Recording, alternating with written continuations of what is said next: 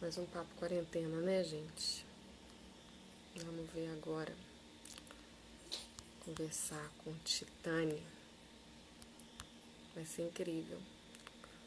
Tenho certeza que eu vou aprender muito com ela, porque ela é uma pessoa que eu sou muito fã.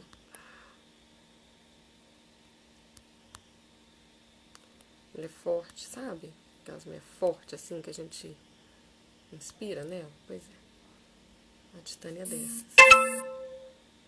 E acho que essa conversa com ela vai ser bastante agradável, vai ser de aprendizado para todo mundo. Pra gente. Olá, nós já temos tanto de gente aqui. Carlos, Elisa, Sérgio, meu tio Sérgio. Você, Daisy, é isso o seu nome? Daisy? Tem bastante gente aqui. Vamos esperar, a Titânia ainda não chegou. Hoje o Papo Quarentena é com a Titânia. Ei, Conceição, tudo jóia? O papo é com ela hoje. Ela deve estar chegando aí, hein? Falei pra ela que eu ia começar a transmitir agora às 9. E Elisa, vou esperar um pouquinho. Já até chamei ela, vamos ver, cadê?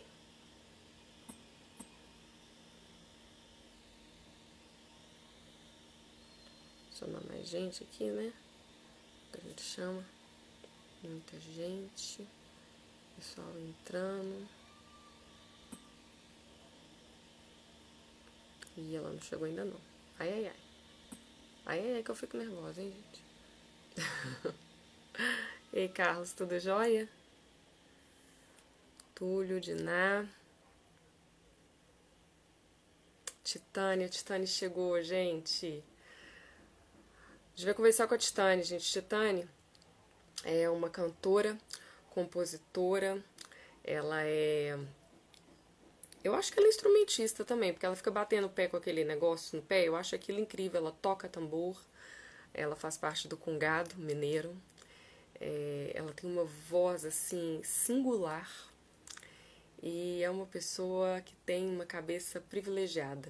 Então eu já vou chamar a Titânia pra gente conversar, porque vai ser...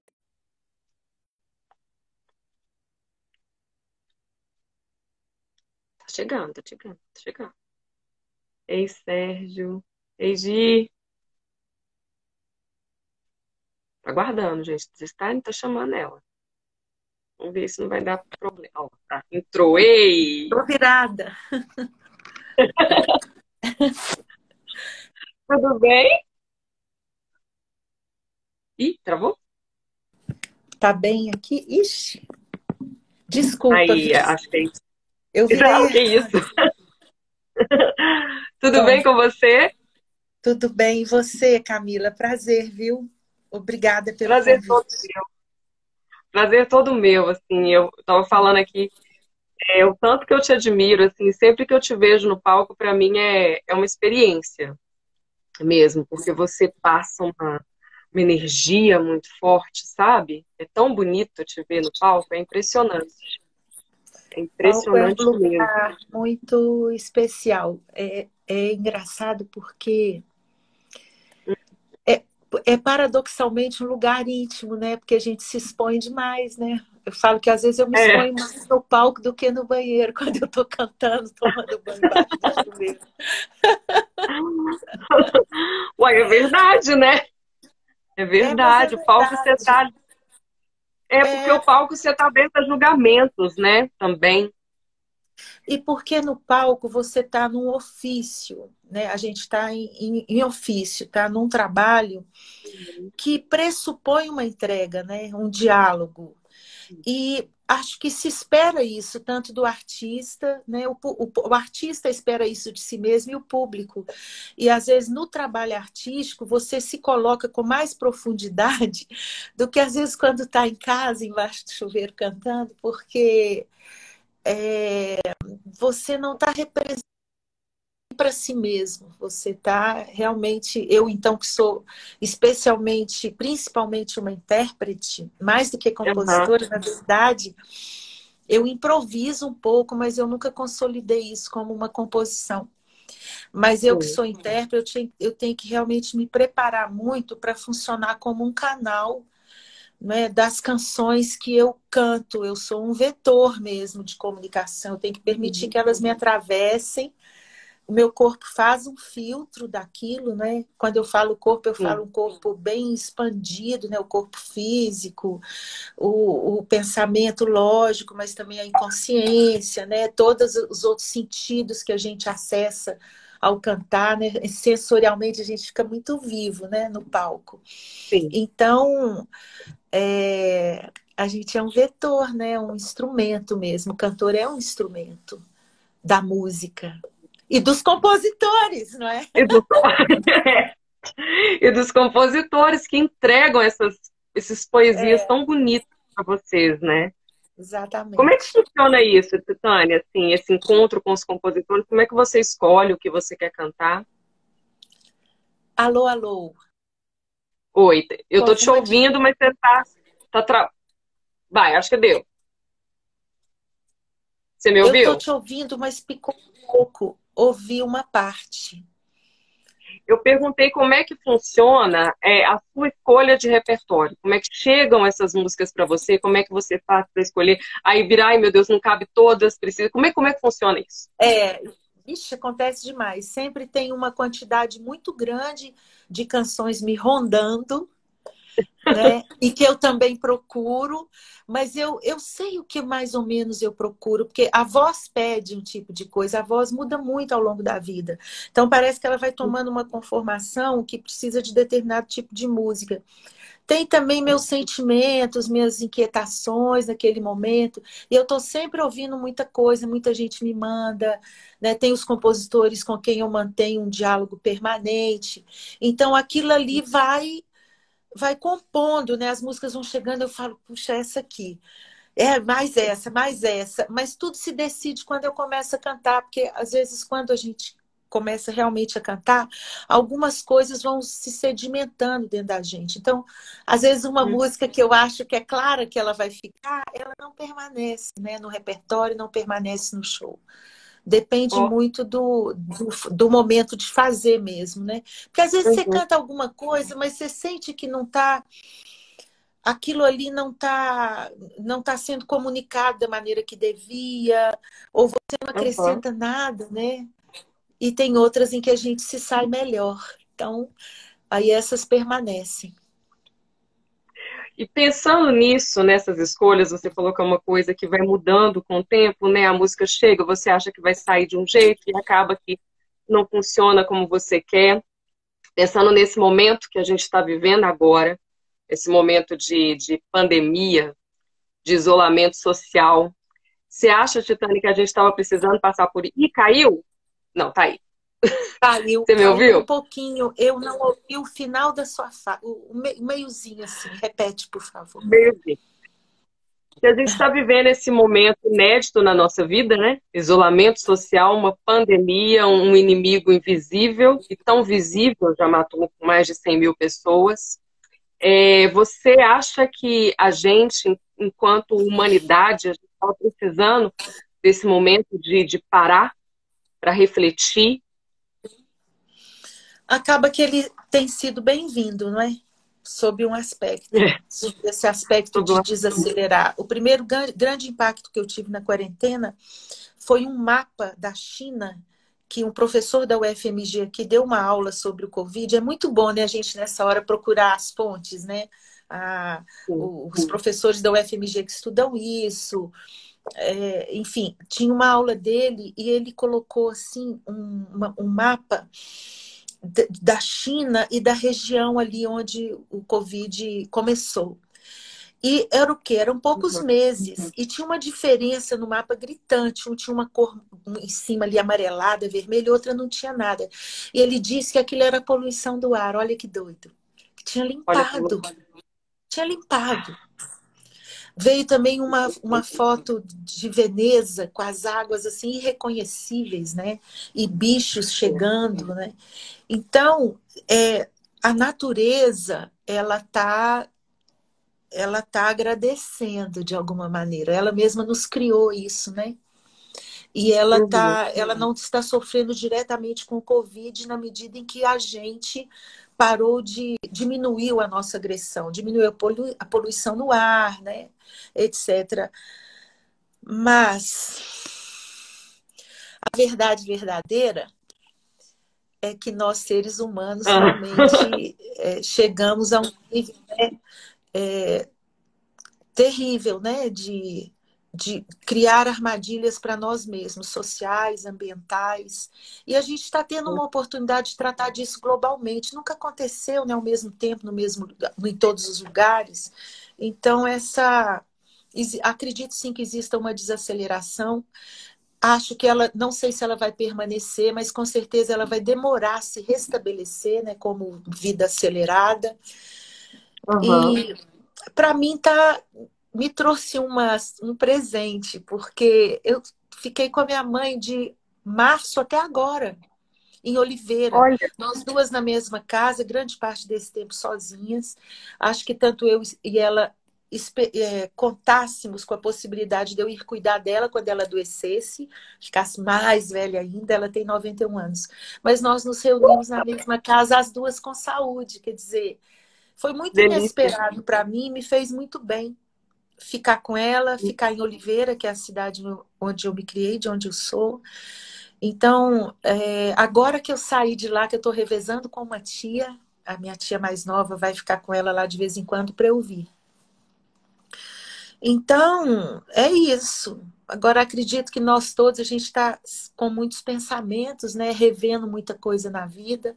Eu estou revendo minha relação com a tecnologia, porque eu nunca tive muita paciência para fios e para aplicativos, programas, e agora eu passo uma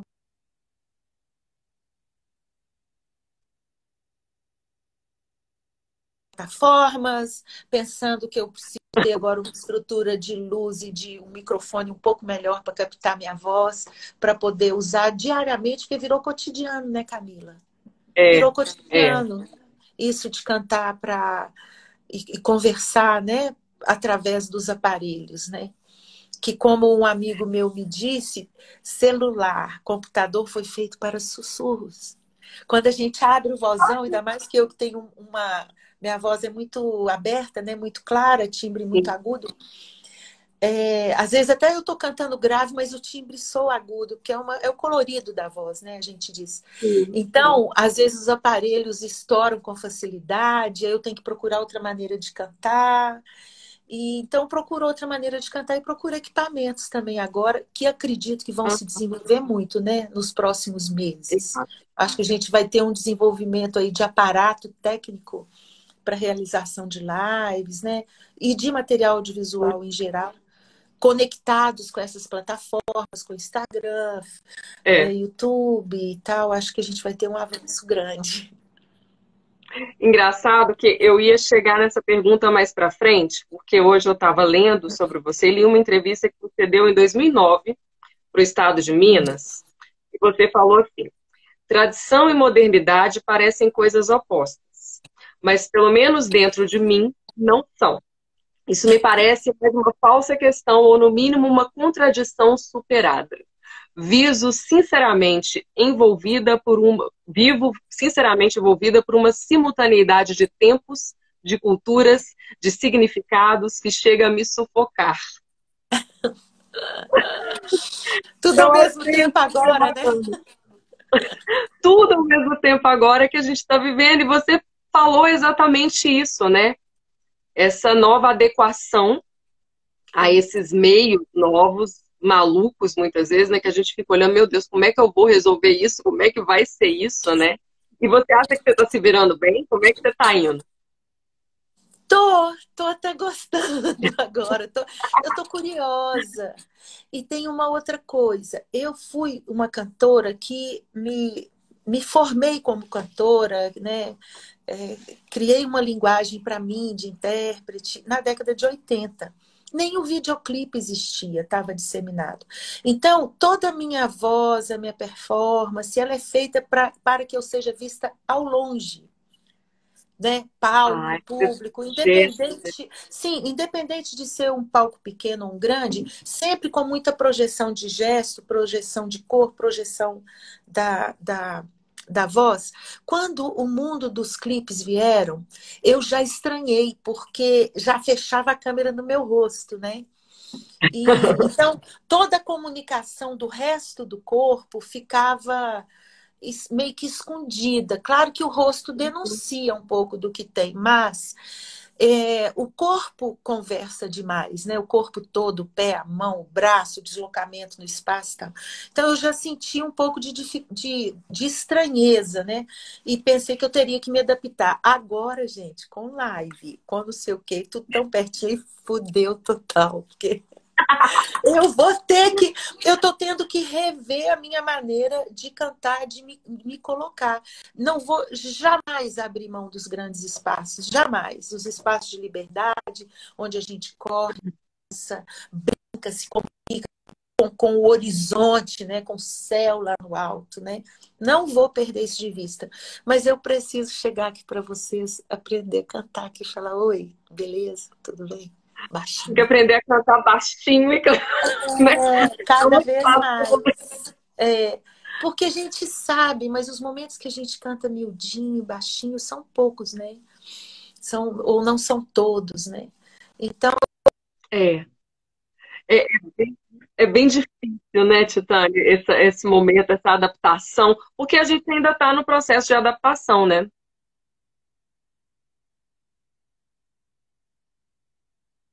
Gente, vocês estão ouvindo a Titânia? Eu não tô. Ui. Ih, travou. Travou para mim. Peraí. e o meu sinal.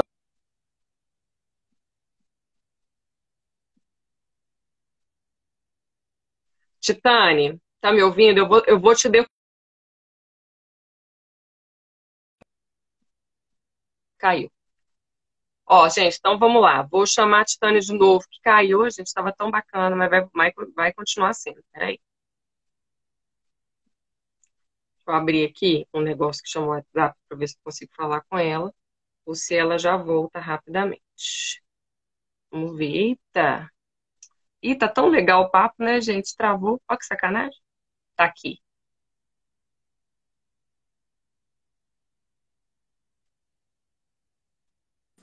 Eu vou ter que ficar um pouquinho no escuro para ver se a nossa conexão melhora. Ó, Mas agora tá bom. tá bom, não tá? Tá É que bem, eu tá tô bom. fora de casa, na verdade, pessoal. Ah, Porque.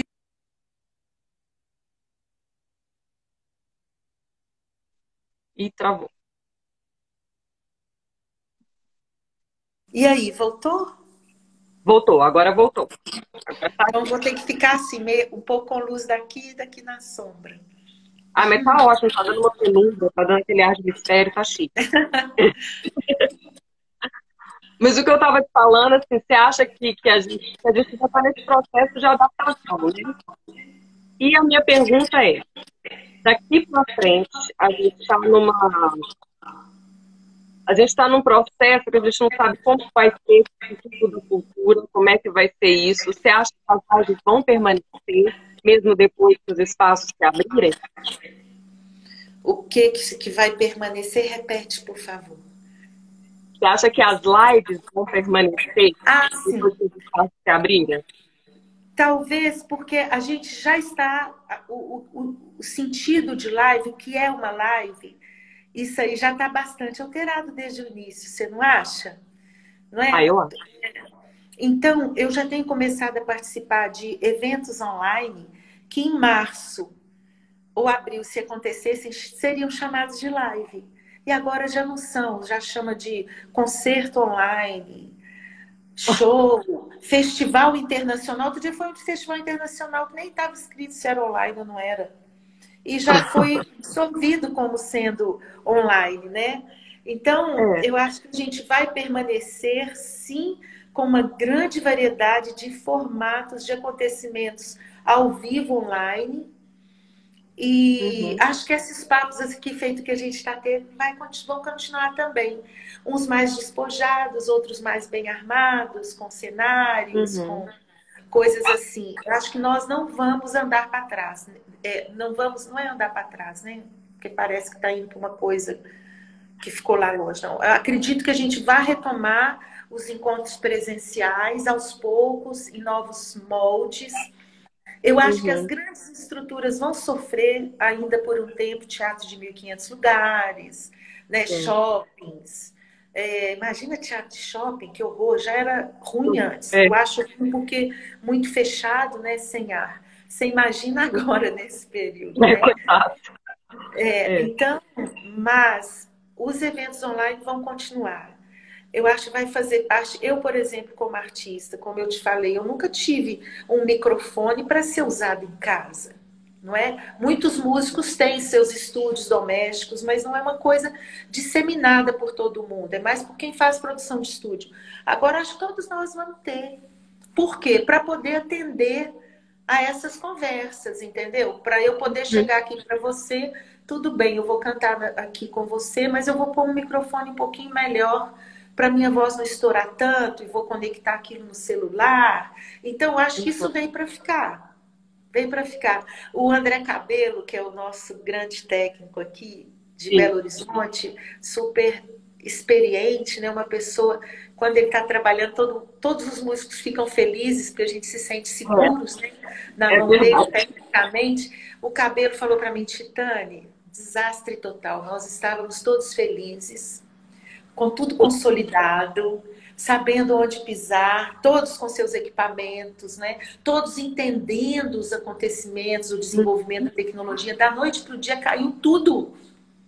Caiu tudo. Ele falou, eu tenho que estudar todo dia para ver para onde a coisa está indo, que equipamento que eu vou usar, se eu vou... Todos os donos de estúdio estão revendo suas estruturas, né? Alguns abrindo o estúdio também para estrutura de vídeo, para você poder fazer lives lá dentro.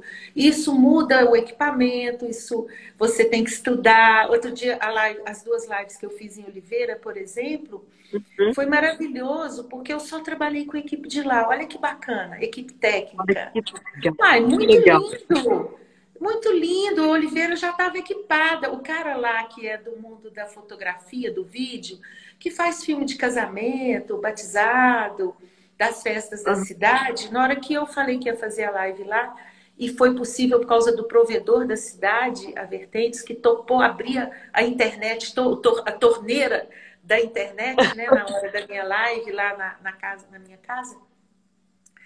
Eles foram conversar com os caras da câmera e o Sidney, rapidinho, já comprou o equipamento da plataforma, entendeu? Para poder passar da câmera. Então, assim, eles também estão correndo. Lá tinha uma estrutura mínima e agora, com essa história, eles também estão reforçando, né? E aí, olha o que nós fizemos. Eu trabalhei com o Igor, que era o dono e o técnico do equipamento de som e luz de Oliveira, mas ele conversando com o Cabelo em Belo Horizonte em tempo real.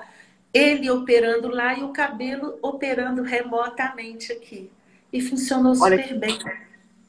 Porque o Cabelo conhece bem o trabalho nosso, então conhece muito a minha voz, sabe como é que eu opero com o microfone e tal. Então o Igor operava lá, o Cabelo aqui, os dois conversando. E o Cabelo ouvindo pela plataforma já do YouTube, porque em vez dele ouvir o PA no teatro, e o som que sai do PA é que é a referência para ele operar, nesse caso era o som que saía do YouTube. Olha que incrível, né? Como que a gente Agora, com uma seguinte diferença. No teatro ou no ginásio, quando o técnico opera, ele pega aquelas caixas de som como referência e ele vai equilibrando o som que sai da caixa. E todo mundo que está no teatro ouve o som daquelas caixas. O problema que nós temos agora é outro. O Cabelo operou ouvindo o YouTube, porque era na plataforma do YouTube, mas o som do YouTube saía na caixa de som do estúdio dele. Mas na sua casa saía pelo seu computador. Na casa do outro saía pelo celular. Aí a gente não tem esse controle de como a pessoa vai ouvir, como era o caso dos rádios, né? É o caso Uhum. das rádios ainda hoje. Mas eu acho isso Sim. tudo muito bacana, eu adoro esse assunto. Gosto muito. É muito legal que a gente vai ver como que vamos nos virando para poder resolver essas questões. Né? A gente Exatamente. não pode deixar parar. A, a arte tem que Não, acontecer. não. Então, vamos ao Agora, jeito. tem um negócio no ar que eu fico pensando, se somos só nós, eu tenho 60 anos, eu vivi do caralho. E eu passei por uma coisa chamada menopausa. Menopausa é uma, pelo menos na minha vida e na grande maioria das mulheres, são poucas que passam por esse momento sem grandes sobressaltos. E eu não sei se é porque a minha foi muito marcante, eu virei outra pessoa depois dela. E uma das coisas que eu passei a viver depois disso foi um certo decantamento que me tirou a pressa de fazer as coisas. Então, agora, com essa quarentena, eu fiquei muito bem na quarentena, sem pressa. Eu adorei, entendeu? Voltar a lavar roupa sempre, arrumar casa, porque há muito tempo que eu não tinha isso na minha rotina. Ficar com a minha Aham. mãe, né? Olhar o remédio dela e tal, e também arrumar uma hora para cantar, para entender o que estava acontecendo. Então, eu fiquei, sim, muito ligada no meu celular, nas redes de todo mundo. Gostava de entrar e ainda gosto de. Estou aqui, de repente tem uma live ali, aí eu vou lá ver. Pumba! E É. aí dou uma passada. No começo eu achava que eu tinha que ficar o tempo todo, porque senão eu estava faltando com respeito ao artista que estava cantando. Aí, de repente, Uhum. também eu gostei de passar lá, deixar meu recadinho e ouvir uma música, tá lindo. Vou voltar pro meu serviço, entendeu? Então, vi Mas uma isso é live. brincadeira. Mas estou fazendo sem pressa, sem aflição. Aham. Sim. Então, eu não sei se isso é por causa da minha idade ou se todos estão assim. Eu não sei. Não sei te dizer. Às vezes eu vejo minha filha, mas minha filha também é 20 anos, né? São outros interesses também, né? Ela É. já vê duas lives ao mesmo tempo, eu entro em pânico, eu fico completamente doida, eu não consigo, entendeu? Aquele negócio, ele passa de uma para outra e dá uma corridinha ali para ler, mandar uma mensagem pelo celular. É um negócio, isso aí realmente está fora da minha capacidade. Por mais que eu seja essa pessoa tudo ao mesmo tempo agora, eu considero tudo ao mesmo tempo agora, são os meus lastros, né? Aquelas coisas que você percebe dentro de você que você não sabe de onde vem. Eu gosto de pensar que eu tenho muitas vidas e já tive muitas, mas elas são. Eu tenho a percepção delas pelo meu DNA, sabe? Gosto de pensar isso. O código que está dentro. Eu não nasci do nada, né? Eu nasci de um outro corpo, que nasceu de um outro. Então tem uma cadeia de DNA que está vindo, sei lá, desde que eu era ameba, né? Não é desde o meu antecessor da Idade Média ou sei lá, dos primórdios da humanidade, não, é lá da ameba mesmo. Então, às Aham. vezes eu acho que isso que pode ser uma outra vida, né, uma sensação de uma outra vida, não é uma outra vida que está no passado, é um código que está aqui dentro do meu corpo, sabe? Com uma memória. Eu gosto Aham. muito de pensar essas coisas. E acho que o ser humano tem uma antena que prevê, que enxerga também longe. Quando a gente fala, fulano é visionário. Sim, existe. E a arte é a dimensão humana visionária, eu acho. Sim. Não falo nem do artista, eu falo da arte. Porque Uhum. é aquela dimensão que todos temos, independente de sermos profissionais ou não. É claro que o profissional, quem assumiu isso como ofício, se mistura com esse ofício, né? Então vai Sim. aguçando isso diariamente. Mas olha, vou dar um exemplo muito simplinho. Vocês desculpem aqui, vou remeter a mim mesma, mas é mais para dizer que isso está em Por todos favor. nós. Eu comecei a cantar na década de 80, querendo tocar meu tambor, e não se tocava tambor, a não ser dentro dos ciclos do Rosário. O tambor nosso, aqui, da cultura mineira, Uhum. e que nós devemos essa sabedoria, essa cultura desse tambor tão poderoso aos negros que vieram para cá, que desenvolveram isso aqui, guardaram isso para todos nós, né? E generosamente nos permitem usufruir disso. Então, eu achava que eu era muito sozinha, que ninguém queria aquilo. Mas eu pensava, mas era tão forte em mim que era maior que eu. Não demorou 10 anos para os tambores estarem disseminados. E eu fui muito sozinha naquele momento. Entendi. Em 79, 80, 81, de não ter nem músico interessado naquilo junto comigo. Pelo menos os que estavam à minha volta. Então, por quê? Por quê? Klaus Viana aqui desenvolveu uma técnica deslumbrante, maravilhosa, que ninguém pensava nisso. Quando ele virou super adulto, que ele se informou, ele viu que em todas as partes do mundo a geração dele estava fazendo a mesma coisa. E ele era o cara que não tinha saído do país, né? Não tinha contato com aqueles bailarinos. Então, existe um nível de conexão entre nós, eu chamo sensorial porque eu não tenho outra palavra para usar. Os espíritas têm outra compreensão, né?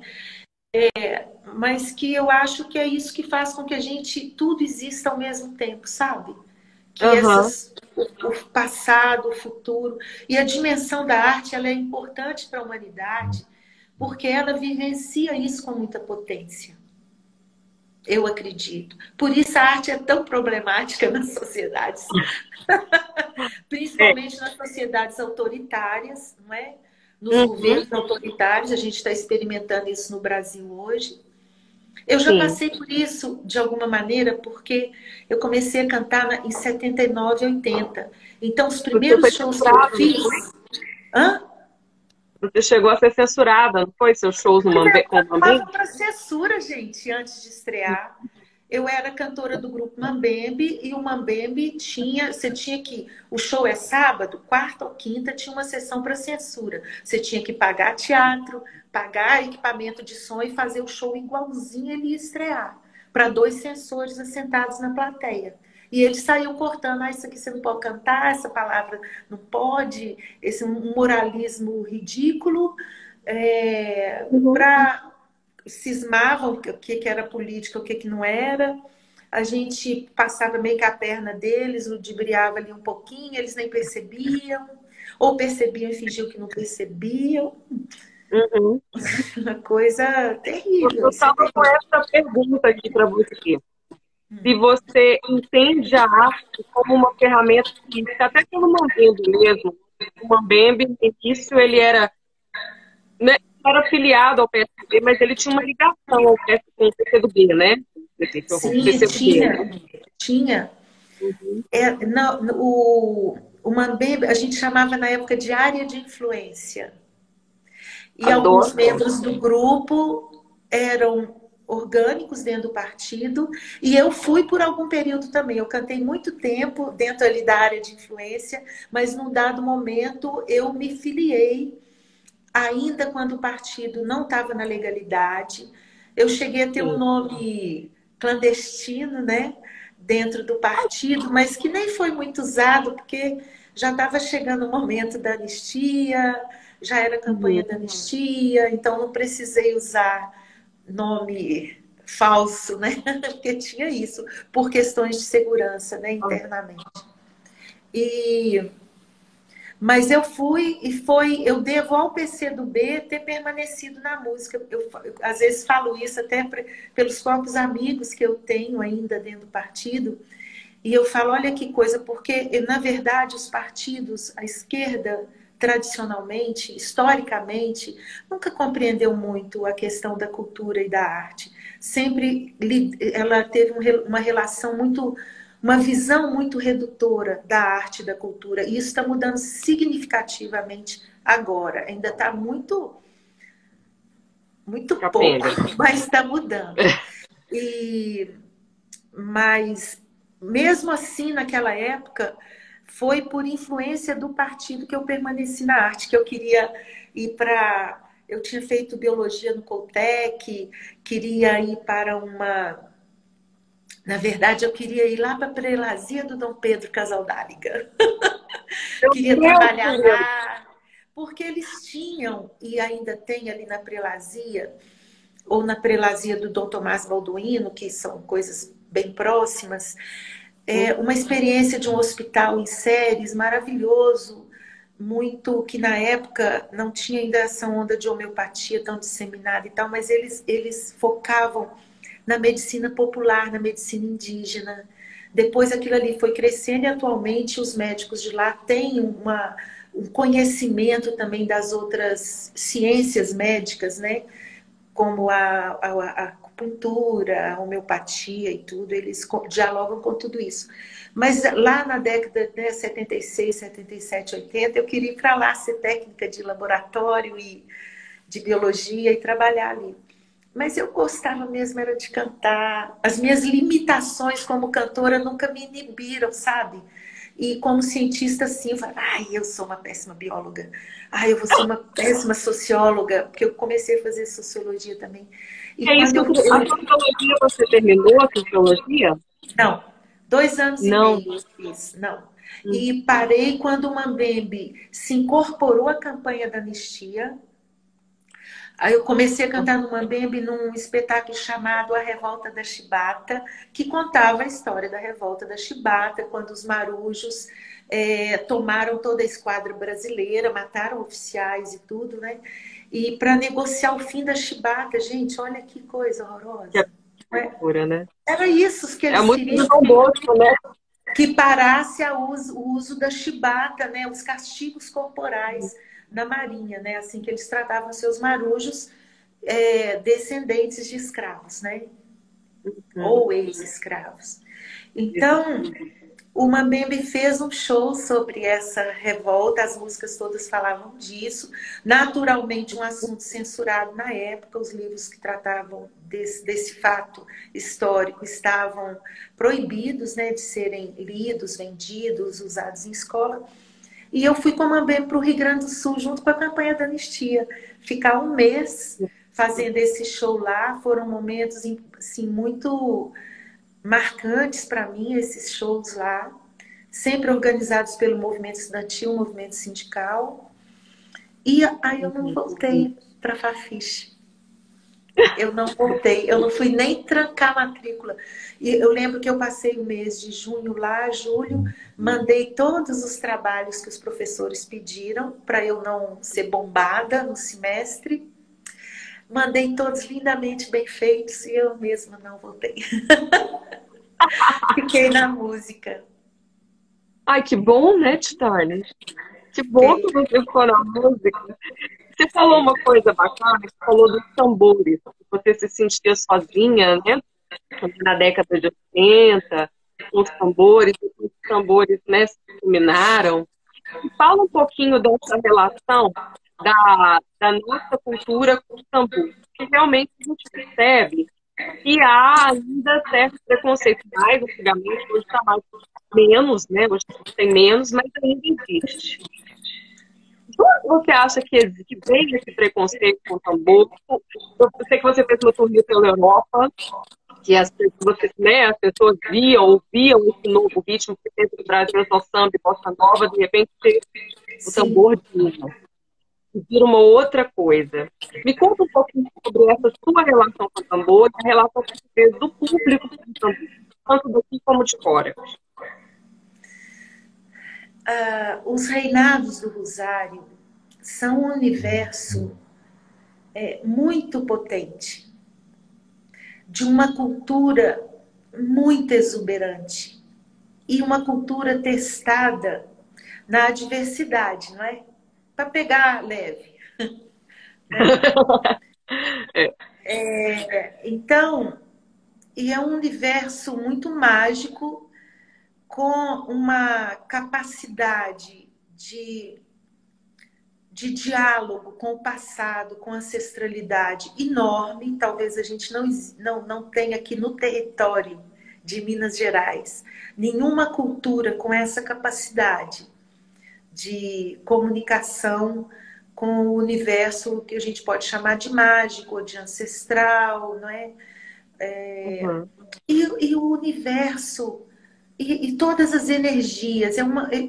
Os reinados do Rosário detêm a ciência da aproximação e do diálogo com muitas energias, né? Humanas, né? Nessa humanidade que se mistura com o mistério da vida, com a natureza, não é? Com as forças da natureza. Então, é um universo extremamente poderoso. E eu sou de uma cidade onde ele não é brincadeira. Eu falo que Oliveira é terra de reinado mesmo. E não por acaso, historicamente, ele foi muito perseguido, não é? E durante muitos momentos da história, aquilo ali foi interrompida, a festa foi interrompida.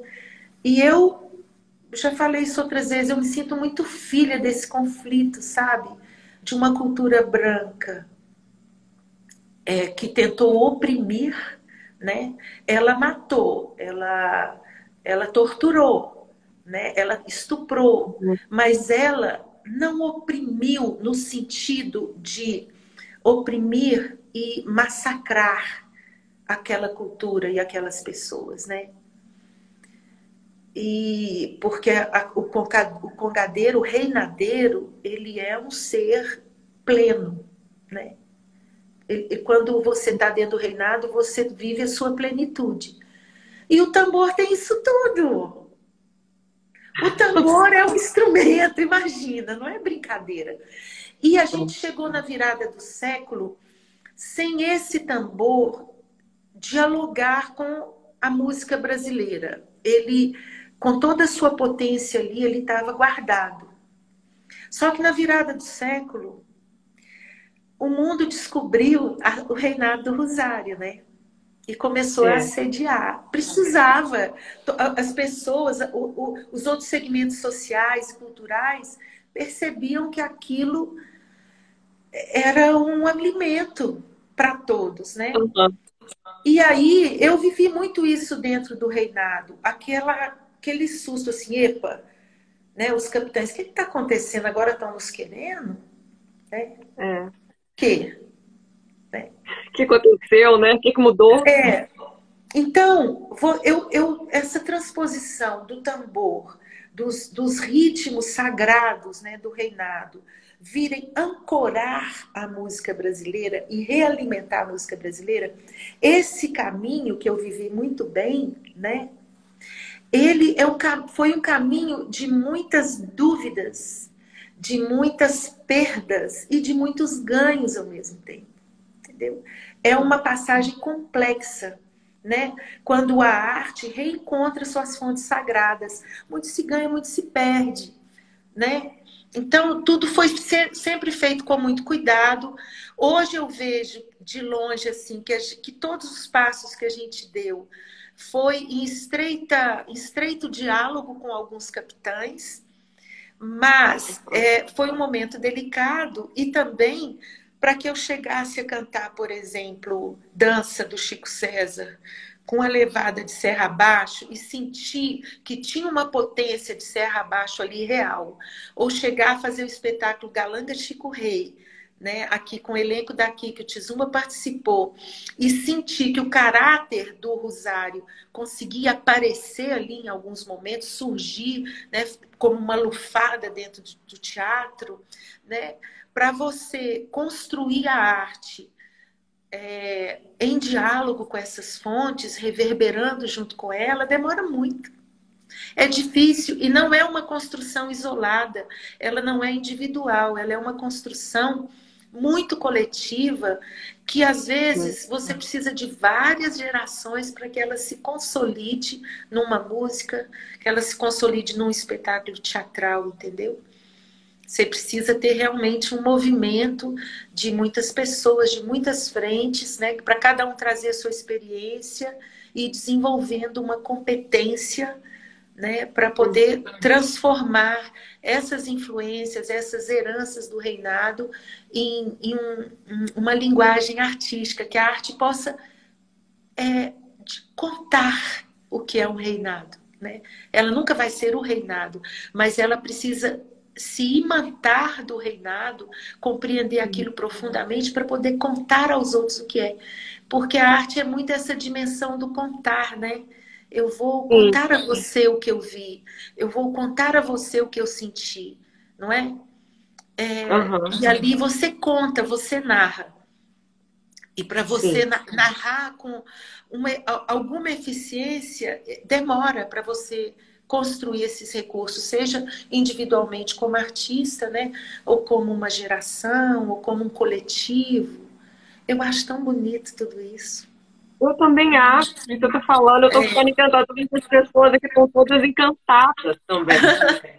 E é uma coisa que vai seduzindo a gente, sabe? No sentido de querer ver mais, de se apaixonar por isso. Mas você acha que levar esse reinado para o teatro, para o ambiente social do teatro, perde alguma coisa? Perde um pouco ou não? Porque eu penso assim, a pessoa vai ver no teatro, depois ela vai querer ver lá fora no cenário real do reinado, do teatro. Você acha que isso acontece? O reinado é o reinado, né? Ele não vai para o teatro, né? Ah, A então, ó, gente vai desculpa me ignorando. a gente não vai fazer um reinado no teatro, né? O Aham. teatro, ele é um território mágico também, né? Mas com suas regras, com as suas coisas. Ele é um lugar onde a gente conversa sobre as coisas, mais do que vive aquelas coisas, né? Você vai conseguir falar sobre seu grande amor numa música, mas a pessoa não vai viver o seu grande amor com você, isso é você lá com seu amor, não é? A gente vai poder conversar sobre as experiências da vida, até com um certo distanciamento.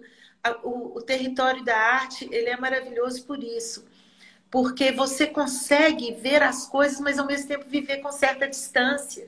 Você consegue ver com distância e até refletir sobre aquilo, o que às vezes você não faz no auge, né, da sua vida, né?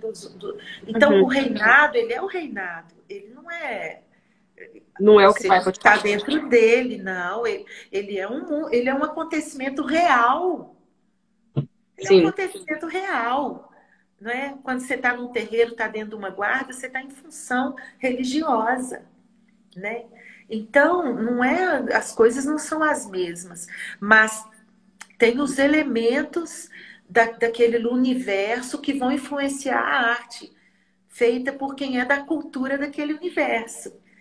A gente fez a Santinhos Congadeiros só com gente com o pessoal dos reinados, né? Foram 4 guardas que seus integrantes, a gente trabalhou juntos e foi uma experiência maravilhosa. Ali eu fiquei um pouco confusa no resultado final, porque eu não sabia se a arte tinha atraído para o seu território, né? O reinado, como você diz, né? Ou se o reinado tinha chupado a arte para colocá-la a seu serviço, entendeu? Sob a sua batuta, sabe? Mas dentro do território da arte, não lá no reinado. Então, as dimensões da cultura são muito grandes, muito vastas e muito diferentes. O teatro, a arte, é o território da liberdade individual. Ali, quem não se coloca com liberdade como indivíduo não vai dar sua contribuição artística. Eu, como indivíduo, tenho a minha vida, o meu corpo como a grande matéria-prima da minha arte. Mas o reinado não. O reinado você entra com fundamentos antigos. Você tem que ter uma disciplina para se submeter aos fundamentos do reinado. Né? Uhum. Muito diferente. Agora, eu como indivíduo, se eu for fundo na minha investigação íntima, bastante individual, lá no fundo eu vou encontrar minha cultura, eu vou encontrar minha herança reinadeira, né? Eu vou encontrar minha cultura de origem. Então, a arte é fundamental, porque ela faz essa relação. Por isso é fácil pensar que para o artista é tudo ao mesmo tempo agora. Porque ele vai muito fundo na sua identidade, né? Então ele encontra muitas coisas lá no fundo, né? Que vão fazer sua conexão com outras gerações, com suas culturas de origem, né? E ao mesmo tempo vai projetar aquilo para o futuro.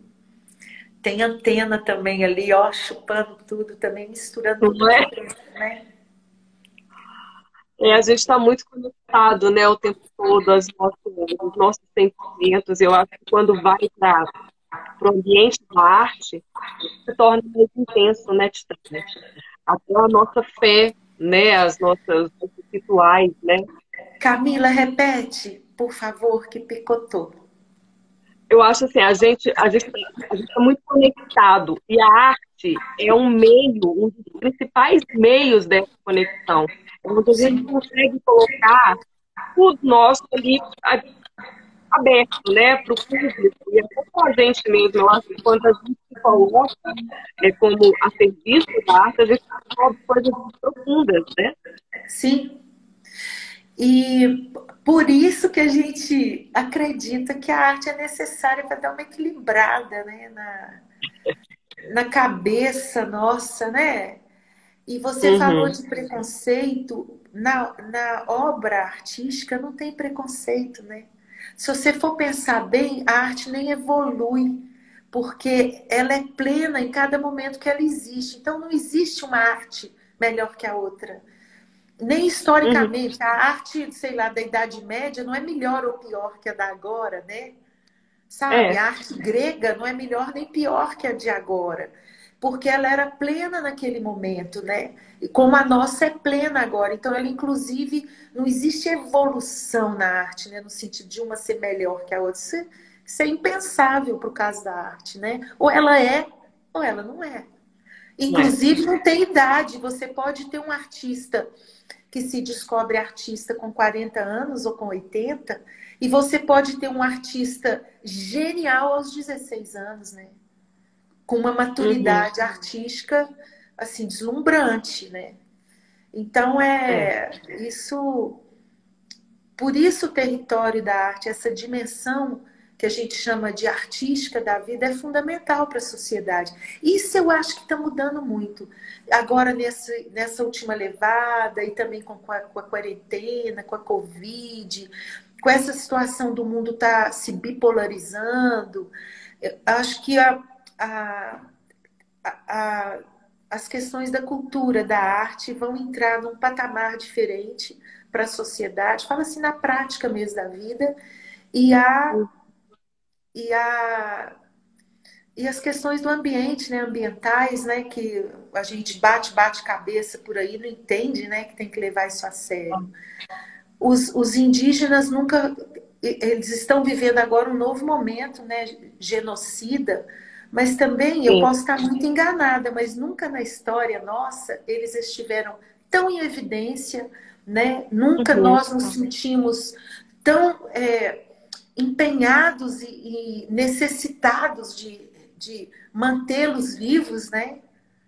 Para nos uhum, ensinarem, porque eles têm a chave do mistério, vai. Eles têm. é. Eles têm uma Eles têm. chave de como Eles viver sabem. assim, como ser vivo, né? E não Uhum, como alguém que não precisa da vida da natureza, porque eu sou feita de água, gente, hidrogênio, eu sou feita disso, ai. Né? Nós né? todos, então a nossa conexão é com as nuvens, sim, é com as árvores. Nós somos seres da mesma natureza que eles, né? Mas a gente quer Uhum. criar nossas máquinas, né? Alterar o nosso DNA todo, manipular tudo de uma outra maneira. Então a gente vai adoecendo, né? Mesmo fisicamente. Titânia, a gente tem 5 minutos de Falei live. muito, Camila. Falei muito. Você Obrigada. falou lindo, você falou lindo demais. Assim, foi uma Ah, aula, foi maravilhoso. Foi tudo que eu esperava e mais. Muito obrigada. Muito obrigada mesmo. Eu quero agradecer por você ter aceitado o convite. É, eu sou católica, então eu peço aos meus filhos, Clara, Francisco e Jorge, que abençoem você, que obrigada. abracem você, que cuidem de Obrigada. você, e que você possa cantar e falar coisas tão incríveis pra gente por muito tempo. Muito Obrigada, obrigada. Camila. Obrigada por você. Obrigada. E eu sou sempre devota do Rosário. A minha é a Que Nossa lindo. Senhora do Rosário. Muito obrigada. Amém, Eu te amém. desejo tudo de bom também, que você possa continuar fazendo tantas entrevistas assim, abrindo espaço para a gente se colocar. Muito obrigada. E eu dou um abraço aqui para todo mundo também. Eu fiquei tão aqui, gente, meio ligada e com medo da conexão cair, que eu nem li mensagens aqui, mas todos vocês que estão ali, muito obrigada pela presença. Estava amando, estava te chamando de linda, de diva, que aula, que maravilhosa. Foi mesmo, foi muito bom. Foi muito bom mesmo. Eu estou muito feliz com essa conversa. Muito obrigada. Obrigada. Um beijo. Boa noite. Boa noite. Tchau, gente. Até a próxima.